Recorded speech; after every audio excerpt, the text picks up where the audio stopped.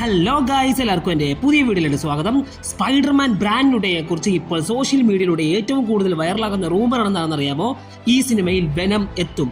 ഇത് ശരിക്കും സംഭവിക്കുമോ, അതോ വെറും ഫാൻ തിയറി മാത്രമാണോ? ഈ റൂമറിന് പിന്നിൽ എന്താണ് കാരണം? അതുപോലെ വെനം വന്നാൽ കഥ എങ്ങനെയായിരിക്കും മുന്നോട്ട് പോവുക? ഇതൊക്കെ നമുക്ക് ഈ വീഡിയോയിലൂടെ ചർച്ച ചെയ്യാം. ആദ്യം തന്നെ ഒരു കാര്യം പറയാം, മാർവൽ സ്റ്റുഡിയോസ് ഇതുവരെ ബ്രാൻഡുടയിൽ വെനം ഉണ്ടാകുമെന്ന് ഒഫീഷ്യലി ഒരിടത്തും കൺഫേം ആക്കിയിട്ടില്ല. പക്ഷേ ഈ റൂമർ ശക്തമാകാൻ ഒരു വലിയ കാരണമുണ്ട്.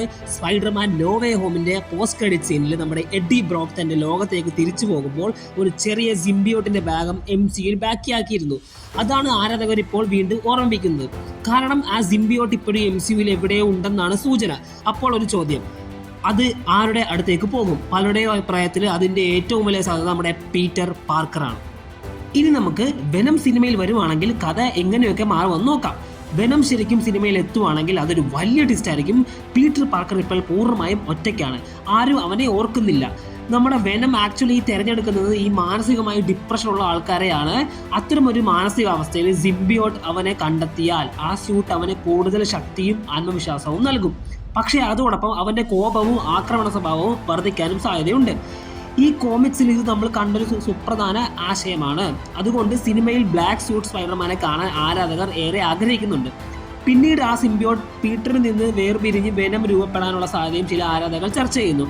എന്നാൽ ഇതെല്ലാം ഇപ്പോൾ ഫാൻ തിയറികൾ മാത്രമാണ്. ഇനി നമുക്ക് സ്പൈഡർമാൻ ബ്രാൻഡുടയിൽ വെനം വരാൻ എത്രത്തോളം ചാൻസ് ഉണ്ടെന്ന് നോക്കാം. ഗൈസ്, എൻ്റെ ഒരു ഒപ്പീനിയൻ പറയുവാണെങ്കിൽ വെനം ഈ സിനിമയിൽ വല്ല ക്യാമിയോ ആയിട്ടോ എൻഡ് ക്രെഡിറ്റ് സീനിലോ പോസ്റ്റ് ക്രെഡിറ്റ് സീനിലോ വരാനുള്ള ചാൻസേ ഞാൻ കാണുന്നുള്ളൂ. അല്ലാതെ ഉടനീളം വെനത്തിന് കാണിക്കാനുള്ള ചാൻസ് വളരെ കുറവാണ്. കാരണം സ്പൈഡർമാൻ ബ്രാൻഡുഡേ എന്ന് പറഞ്ഞ സിനിമ വേറൊരു മേജർ വില്ലനെ കേന്ദ്രീകരിച്ചാണ് പോകുന്നത്. അതുകൊണ്ട് തന്നെ വെനത്തിന് വലിയ റോളൊന്നും കൊടുക്കാനുള്ള ചാൻസ് ഞാൻ കാണുന്നില്ല. അഥവാ കൊടുക്കുവാണെങ്കിൽ അത് അടിപൊളിയായിരിക്കും. പിന്നെയുള്ള റൂമർ എന്ന് പറയുന്നത് സ്പൈഡർമാൻ്റെ മരണമാണ്. ഈ റൂമർ കുറേ നാളുകളായിട്ട് നമ്മുടെ സോഷ്യൽ മീഡിയയിലൂടെ കറങ്ങി നടക്കുന്ന ഒരു റൂമറാണ്. ഈ റൂമറിൽ പറയുന്നത് സ്പൈഡർമാൻ ബ്രാൻഡുഡേയുടെ അവസാനം നമ്മുടെ സ്പൈഡർമാൻ മരിക്കുകയും വെനം വന്ന് സ്പൈഡർമാൻ്റെ മേത്ത് കയറുകയും പിന്നെ സ്പൈഡർമാൻ റീബർത്ത് എടുത്ത് വരുന്നു. ഇതാണ് ഈ റൂമറിൽ പറയുന്നത്. ഈ റൂമർ നടക്കാൻ വളരെയധികം വലിയൊരു ചാൻസാണ് ഞാൻ കാണുന്നത്. അങ്ങനെ മാർവലിന് ഈ രീതിയിലും വെനത്തിനെ നമ്മുടെ സ്പൈഡർമാൻ ബ്രാൻഡുഡേയിൽ കൊണ്ടുവരാം. മൊത്തത്തിൽ പറയുവാണെങ്കിൽ ഈ റൂമർ ഇതുവരെ കൺഫേംഡൊന്നും ആക്കിയിട്ടില്ല.